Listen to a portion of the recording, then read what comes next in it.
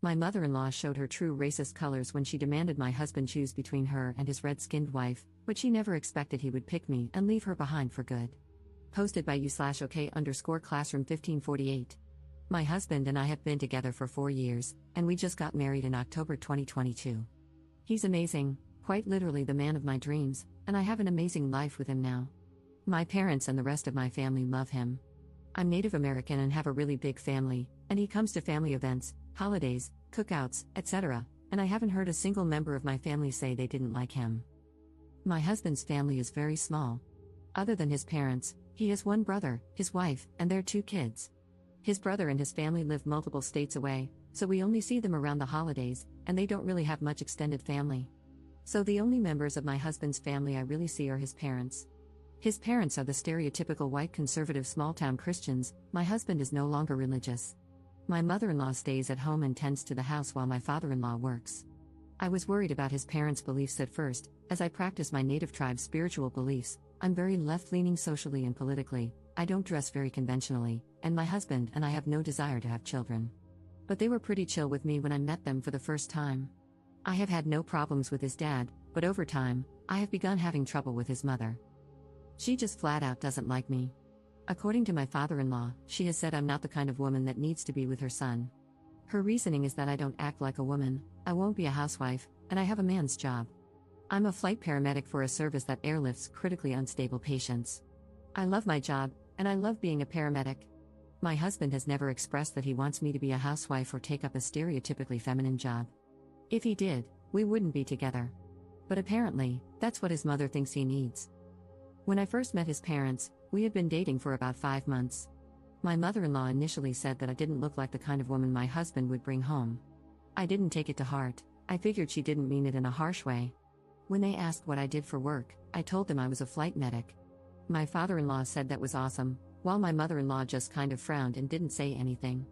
She was pretty cordial in the beginning, but as my husband and I got more and more serious, she began to dislike me more. It started with snide comments.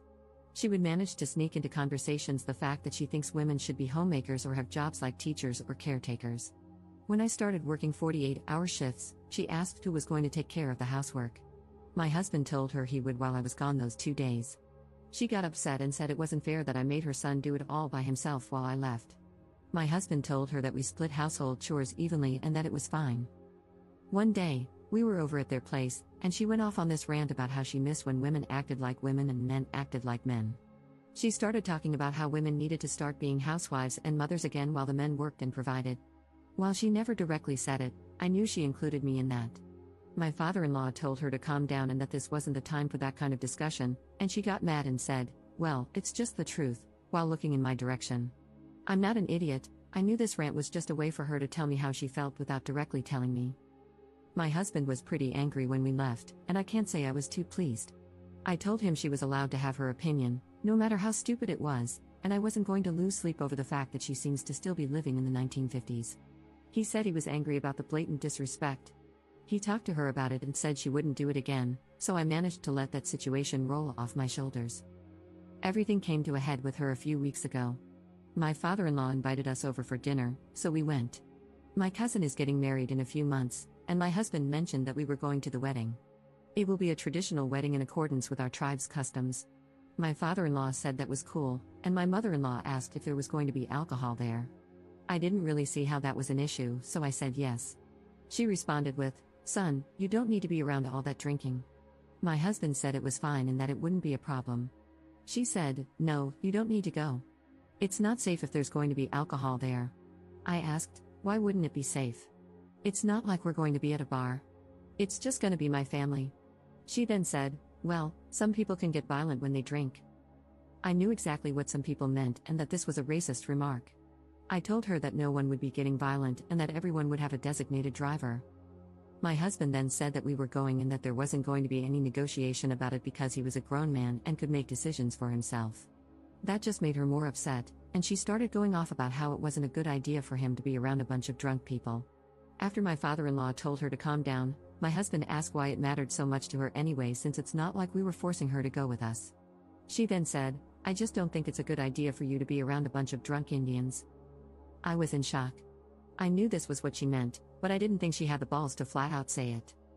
I said, "You can't be serious." She proceeded to tell me, "I'm serious. I know how you people are, and I don't want my son around it." My husband began to lose it and started yelling at her. I honestly didn't have a response to that. I was just dumbfounded, as was my father-in-law. My husband told her he would not stand for her blatant disrespect and hatefulness any longer and was not going to allow her to be racist toward me. She then said, "I can't believe you're seriously choosing this red-skinned beach over your own mother. I gave birth to you." I told her to go F herself and walked out the front door, with my husband following me. She came running out the door after him, begging him not to leave. He then told her, "No, F you. You're dead to me, and I never want to hear from or see you again." He was shaking with anger when he got in the car and told me he was done with her and her BS and that we wouldn't be going back over there. Ever since then, she has been blowing up our phones, saying she's sorry and begging to reconcile. I don't know what to do. My husband is angry and upset that his mother is like this. Does anyone have any advice on how to deal with a situation like this? Update 1 day later.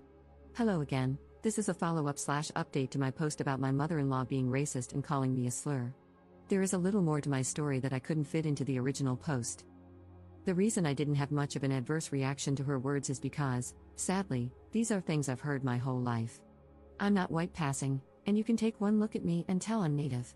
I think what shocked so many people about what my mother-in-law said is that many believe explicit racism like that is a thing of the past when, in reality, it is still very much alive in the minds of some. After the incident took place, my husband and I went home, and my mother-in-law tried to call and text both of us to beg for forgiveness. She told us she was sorry and wanted to make amends.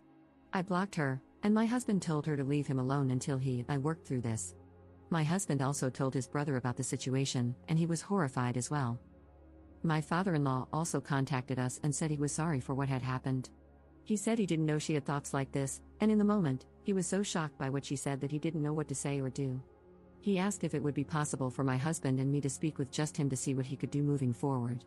We agreed.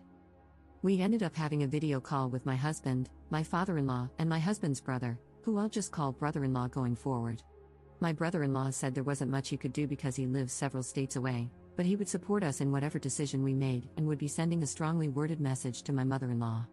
My father-in-law was very emotional about the situation and said he didn't want to lose his son over what my mother-in-law said and that he would do anything to maintain contact with my husband. He was so upset and confused as to why she thought the way she did and why it was all coming out now.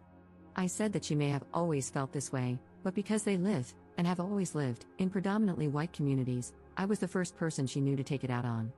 Everyone agreed with that. My father-in-law said he wanted to suggest that she go to therapy or some sort of counseling to work through these feelings and that he planned to tell her she had a choice, either seek help to change her narrow view of the world or lose both her son and him. He said that I make my husband happy, and as his father, there is nothing more he could ever want. We all agreed that counseling would definitely be beneficial to her if she was willing to go. My husband said he does not want to talk to my mother-in-law right now and that he doesn't know when or if he will be able to.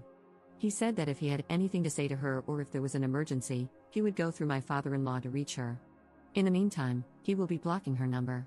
I said I just didn't want any contact at all, and we all left it at that. I also told my parents and some elders in my community, and they were upset too because they have heard the same things before. But they commended my husband for having my back and said they understood my decision to go no contact. And that's the situation right now. I want to thank everyone who left kind words and advice on the original post. I made it to see if we had maybe done something wrong or if the decision to go no contact was a bad one, but I now see that it is probably the best option. While this situation and what was said upset me, the kind words on my first post remind me that there is still good in this world. And if anyone else is going through a similar situation, I'll tell you what my dad told me: you can never force people to be kind to you, but you can make the choice to surround yourself with kind people. Thank you all. Second update 2 months later. Hi again. It's been a couple of months since I last posted about my situation, in which my mother-in-law called me a red-skinned beach and said my family was a bunch of drunk Indians. I figured I'd conclude the story since I think this mess is finally coming to an end. Long story short, my father-in-law is divorcing my mother-in-law. My mother-in-law went to counseling twice a week for about 3 weeks until she eventually decided she had enough of it. I guess she thought that was enough to make my father-in-law and husband happy, but she showed no real remorse for her actions or any change in her racist mindset. My father-in-law told us that they had gotten into an argument about how I was taking their son away from them, to which he said that she had driven my husband away from them, not me. My mother-in-law was very angry that my father-in-law continued to take our side in the situation instead of hers. This erupted into a very heated argument between the two of them, and my father-in-law didn't go into extensive detail. She ended up saying more bad things about me, how I had torn her family apart, made a mockery of her, stolen her son, and pushed her husband and other son away from her. In reality, if she had just kept her mouth shut, this all could have been avoided. My husband is pissed, naturally. I can't say I feel much emotion about it, though. I feel bad for my husband and his family, as they are losing contact with their mother and wife. But then again, I also see a bitter old racist getting what she deserves. It's a crappy situation overall. My father-in-law said my mother-in-law was so angry she left the house and is staying with a friend for the time being while lawyers sort things out. He is still very upset, which I understand.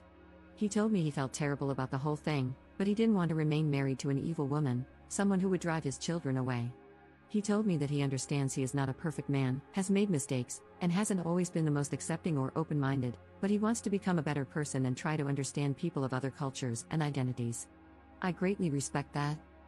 So, in an attempt to lift his spirits, I offered to take him to a powwow a couple of weeks ago, and he accepted. My husband has gone with me several times, but this would be my father-in-law's first experience with anything like that.